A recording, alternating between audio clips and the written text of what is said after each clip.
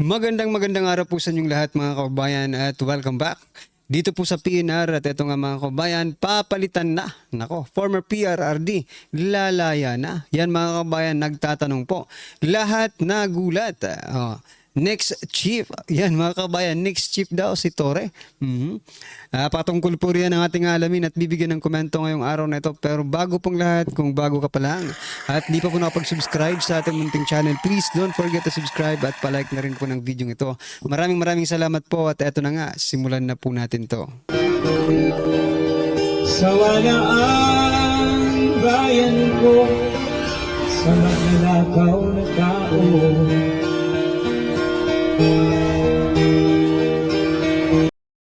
So yan mga kababayan, bago po natin muling i-play ang video ito, pasadahan po muna natin ang mga nagte-trending na mga balita dito po sa mundo ng social media.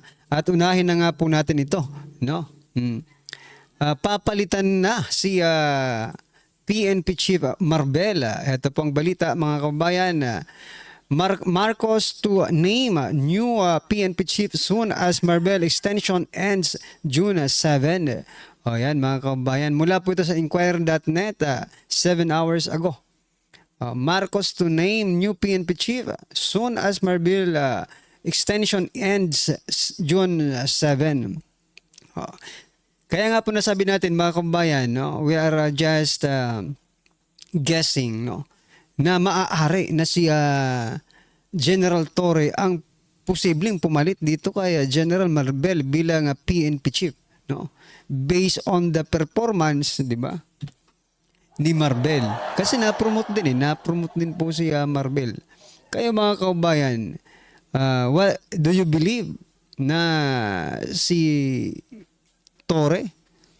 Yan po, opinion lang natin. Kayo kung mayroon pa kung ibang suggestion, maliban po kay Marbel, paki-comment na lang po para at least alam po natin, no?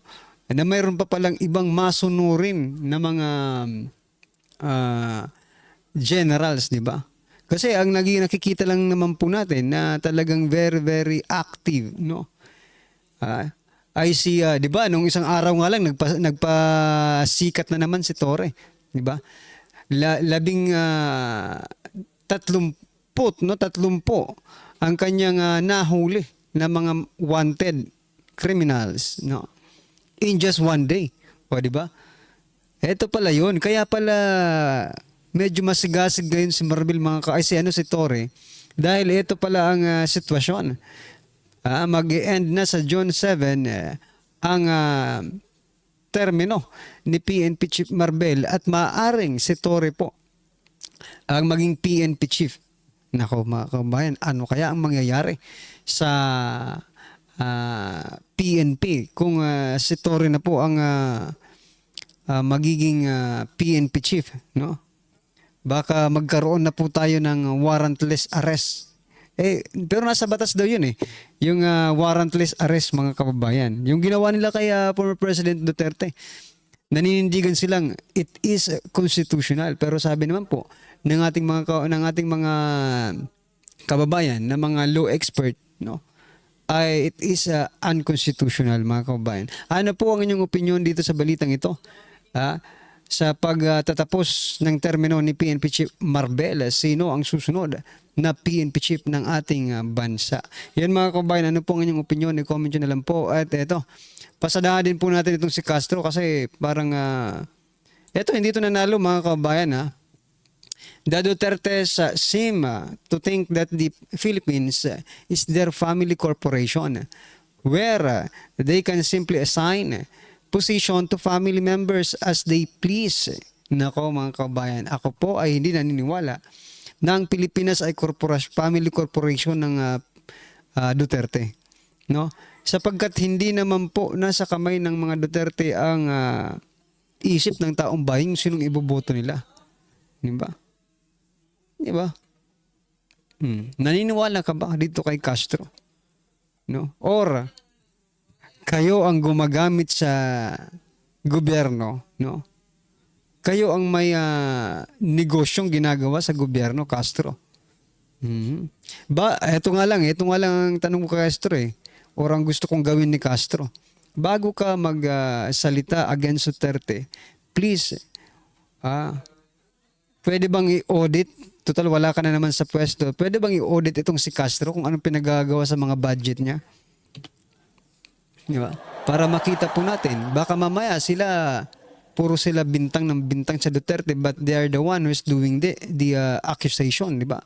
Sila pala ang gumagawa ng mga kalokohan sa gobyerno. Kasi walang nag-audit sa kanila. O, Castro, payag ka ba? O, kayong mga Makabayan Black, payag ba kayo? I-audit kayo ng COA. O, sige nga. Kasi yung inaakusahan ninyo na sabi nyo magnanakaw, sabi nyo kung ano-anong inaano ninyo, binibintang. Sabi ng COA, it is very clear doon po sa report ng COA na walang anomalya. Di ba? Ano po ang inyong opinion dito kay Castro? Mukhang mainit ang ulo ngayon ni Castro sapagkat hindi po siya nanalo, mga kababayan. Pagbigyan na po natin to. Alright, ito pa mga kababayan, pasadahanin po natin ang balitang ito. Mula po sa Bulgara, ayon po dito, Senator Lacson sa mga ayuda, isama na lang sa purpose. Uy, nako po, palakpakan po natin to. Oo nga naman di ba?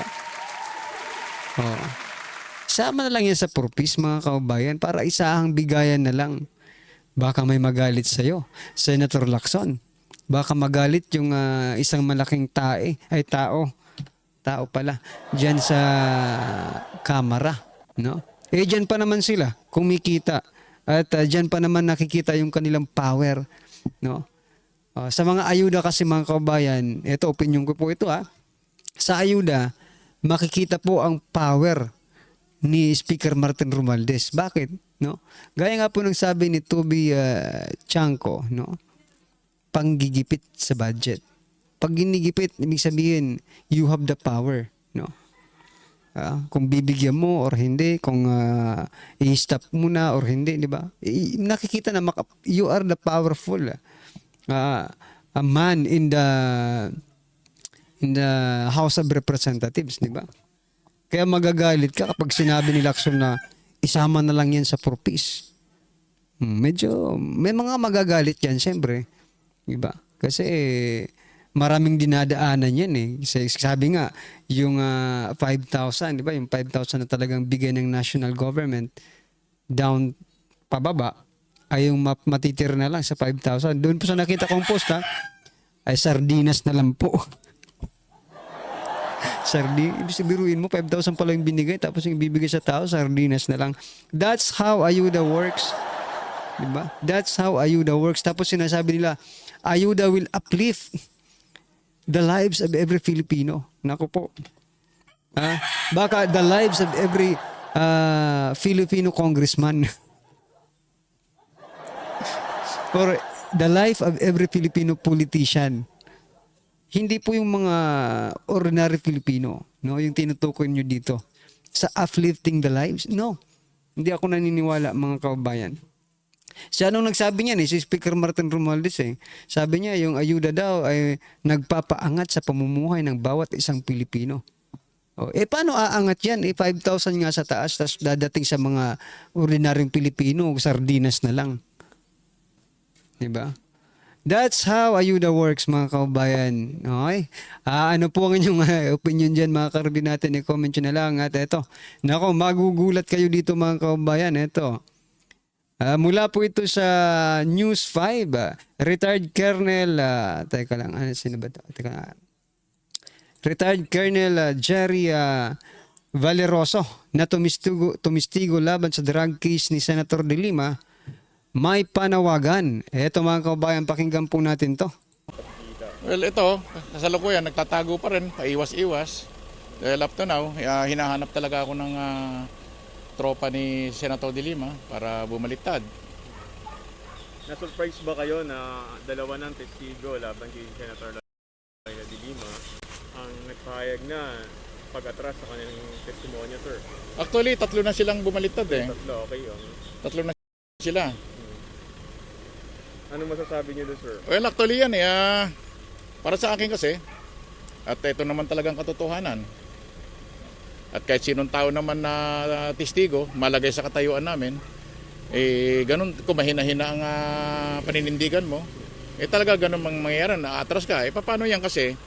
Pinabayaan kasi sila ng pinabayaan kami ng Department of Justice na ang pangako sa amin noon before kami magtestigo ay kami susuportahan, isisik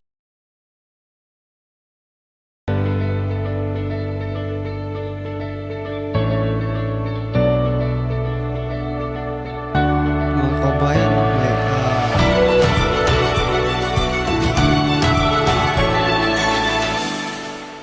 secure nila yung safety namin, including our family. At kung ano yung kahilingan pa namin para sa kaligtasan namin, kanilang ibibigay ito kaagad. Pero so far, magsi 6 years na kaming mga nagtitiis. Nising ko, wala naman sila naitutulong sa amin. Lumapit na rin ako sa Department of Justice para humingi ng tulong. Ang problema, tinalikuran din nila ako. Wala, kumbaga sa hindi sila makakatulong sa aming mga testigo. Contrary, yung nasa batas na dapat ang isang testigo ay sinusuportahan ng gobyerno. Isisecure ka, including your family. Ang kaso, after na na-utilize kaming as witness, pinabayaan na kami. And aside from that, sila pa nagagalit pa sila sa amin. Marami pa silang nasasabi sa aming mga testigo. Saan mo dadalhin ng mga testigo pag ganyan? At this is a bad precedence. Sino pa magtitistigo in favor of the government kung ganito ang gagawin palagi ng Department of Justice? Ano yung nararamdaman mo ngayon? Gusto mo na rin bang bumaliktad? Itigil na pagtestigo mo? Paano ba, sir? Ako, kahit anong mangyari, hindi ako babaliktad. Kasi, ang paninindigan ko, kahit man hindi ako sinuportahan, hindi nila ako sinicure, kung ano yung nasabi ko, na-testify ko sa korte, yun ang paninindigan ko, kahit anong mangyari, tatayuan ko yan. Palagay niyo, sir, saan papunta ang kaso ni Senator Laila de Lima ngayon? Well, kung tuloy-tuloy ang paglilitis, palagay ko naman magkakaroon ng convictions. Saka isa pa, sana naman wag nang madagdagan yung mga witnesses na na umuurong, kasi the more na nadadagdagan yung mga witnesses na umuurong, humihina lalo ang kaso. So nakakapanghinayang kasi 6 years na kami nagtitiis . Sa pagpapalit ng administrasyon, sir, palagay mo ba ay makakalaya na rin si Senator Laila de Lima or mababaliwala na rin yung mga pinaghirapan? Sa tingin ko naman, dahil drug cases yan hindi mapapalaya. Sa tingin ko hindi mapapalaya. Wag lang uurong ang mga testigo. Marami pong umiling sa So yan mga kababayan, na dilema, medyo delikado pa. O di ba? Binawi nga yung kanyang pagka-absuelto mga kababayan sa drug case mga kababayan, sapagkat eto may mga testigo na hindi pa bumabaliktad. Katulad nito mga kababayan, Colonel Jerry Valeroso, naninindigan sa kanyang pinakaunang salaysay pa. 6 years na. Hindi nagbabago, hindi natitinag. Hindi natin alam kung yung ibang bumaliktad ng mga testigo ay nagigipit lang. No? Dahil sabi nga dito ni Colonel Jerry Valeroso, no? Na hindi po sila sinusuportahan ng DOJ. That's why, maybe, no? Those witnesses, bumaliktad sila. No, ano po ang inyong opinion dyan mga kabayan? I-comment nyo na lang po patungkol po dito sa kaso ni Dilima. Ano po ang inyong masasabi? Maaari bang makulong ulit si Dilima? Or talagang tuluyan nang makakalaya si Dilima sa ating batas? Okay? Ano po ang inyong opinion dyan? I-comment nyo na lang. At ito, pag-usapan muna natin si President Bongbong Marcos Jr. Sabi naman po ni President Bongbong Marcos Jr., it's time to think. It's time to think, to put all the politics aside. It's time to put all the issues that were raised during the election behind us and only talk about the not political issues but developmental issues, healthcare, education, agriculture, supply chain problems of all of these things, sabi niya po mga kabayan. Ito, kaya nga po nalagay ko dito mga kabayan, no? Na PR lalaya na Napatanong po tayo kung lalaya na ba si PRRD kasi mukhang lumalambot. Lumalambot po si President Bongbong Marcos Jr. pagdating po sa Duterte. No? Yung kahapon po, shinare din po natin dito na ayaw po ni PBBM ng away na. Gusto niya nang makipagbati sa mga Duterte. Ang tanong, bakit agad ganito ang inyong naisip? No? Naisip ko po bigla mga kababayan, baka lalaya na si former President Duterte at ito gusto na naman makipagkaibigan. No, ang tanong, makikipagkaibigan pa ba ang mga Duterte? At saka ito nagduda rin ako dito sa post ni Jam Magno. No? Sabi niya, I love PRRD up to this day. It has not changed. Sabi niya dito. No? Pero hindi lang daw yung mga anak niya. So, napaisip ako, bakit bigla agad eto na naman ang statement niya, no? Matapos niya birahin si Pangulong Duterte, eto, I love PRRD na. I love PRRD, sabi po ni Jam Magno. Naniniwala ba kayo? Parehas lang sila ng statement Kumbaga, parehas po sila ng kinakanta at yung tono nila ni President Bongbong Marcos Jr. Ayaw na nila ng away na gusto nila ng makipagbate sa Duterte. Jam Magno, I love PRRD. Naniniwala ka ba? At President Bongbong Marcos Jr. gusto nang makipagbati sa Duterte. Naniniwala ka ba? Yun po ang tanong. No? Kaya napapaisip pa. Mukhang may mangyayari ngayon. Mukhang there is something. Diba? May something talaga. Hindi tayo sanay na ganun sila. Diba? Maaari kayang lalaya na si former President Duterte at ganito ang mga statement ng mga hinayutak na to. Di ba? Anyway, ano po ang inyong opinion? I-comment nyo na lang po at eto. Bigyan po natin ng reaksyon ng video ito. Eto na po. Ito ang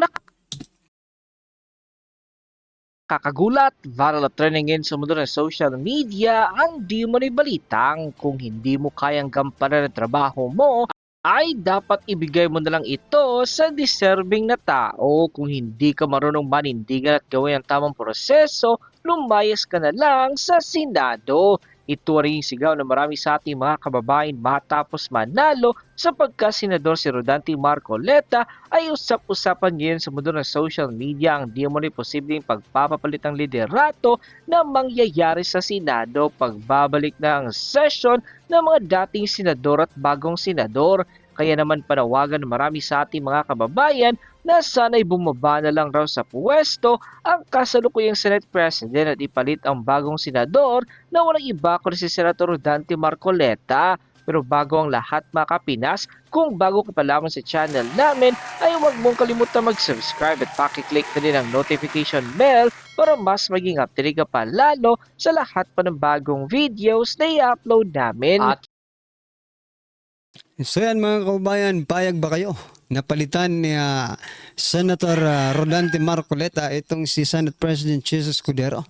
Nako, para po sa akin mga kababayan, that is 1,000% payag na payag po tayo sapagkat nakita na po natin since nung congressman pa lang po si Senator Rodante Marcoleta ay nakita na po natin ang kanyang prinsipyo, paninindigan sa tama.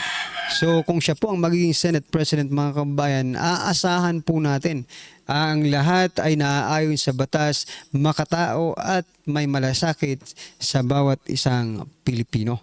Alright mga kababayan, ano pong inyong reaksyon, opinion patungkol po dito, i-comment nyo na lang po sa baba para at least alam po ng ating mga kababayan ang inyong opinion. Maraming salamat po. Please don't forget to like the video. Maraming salamat po. Sawa na